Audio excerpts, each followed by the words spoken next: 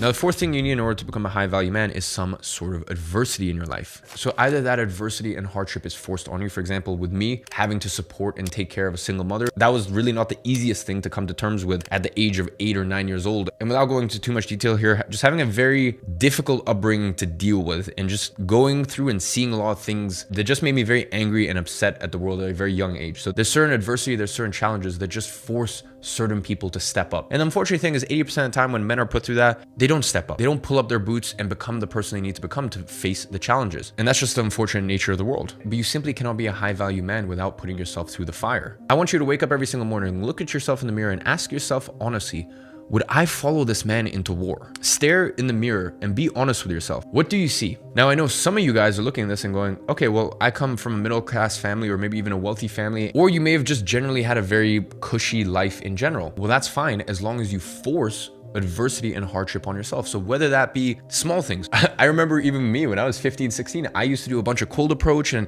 it taught me a lot about how the world works. And as men, we all know that anxiety of like looking at a girl and being like, do I speak to her? Do I talk to her? All that stuff. So I did a lot of that growing up. And I think even that adversity shaped a lot of who I am today. I will never ever look at a girl 3 times. The first time I might look and acknowledge, oh wow, that's a very beautiful girl. The second time I might look over again. And at that point, I have to either make the decision, am I going to be man enough that night or that day to go up and say something and say hi and introduce myself, or am I not going to do it? But at least it's a skill that I don't think is necessarily too effective for the main goals that most guys want, but it is a skill that's very incredible and teaches you a lot about adversity and difficulty. So whether that's learning cold approach, whether that's running a marathon. I had a very difficult summer of 2020 where I had crippling anxiety attacks. And by the way, I'm a person that I've been meditating for the longest time ever. I would sit and I would meditate. I'm like, oh, I can just meditate away. No, it never went away. And the only thing I could think about for 3 weeks straight from morning to night was how I was going to delete myself.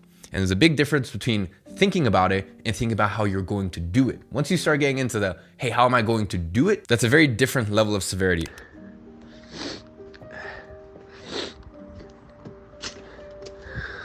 Like over the past 2-3 weeks, I keep waking up with this crippling anxiety. And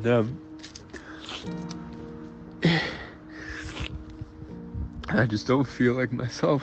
The reason I say that is because I made the decision I am going to run a marathon in 2 weeks with no preparation. I'd never run more than 8 kilometers in my entire life. And I made the decision that in 14 days, I'm gonna run 42 kilometers with no training on a cold, rainy day in London in December with no flat roads or perfect route or anything. I felt like after the summer of 2020, after having a very difficult summer, I felt like I had nothing left. I didn't believe in me. I didn't believe in my powers. I didn't believe in how strong I was. So I had to put myself through something difficult to go, you can get through anything. If you can get through that, you can get through anything. So if you grew up with an amazing, loving families without too many difficulties, there's absolutely nothing wrong. That's beautiful. It's amazing you had that experience. It's amazing that you had a good reference for what a good childhood is, but you have to put yourself through the fire. You have to find a way. And it's funny, after I ran my marathon in 2021 and 2022, I had my 2 biggest years when it comes to every aspect of my life. I really leveled up the last 2 years, but now I feel like I'm starting to get a little soft again, which is why next year I'm dedicating myself to boxing, to really committing to the craft, to getting punched in the face over and over and over and putting myself through that adversity.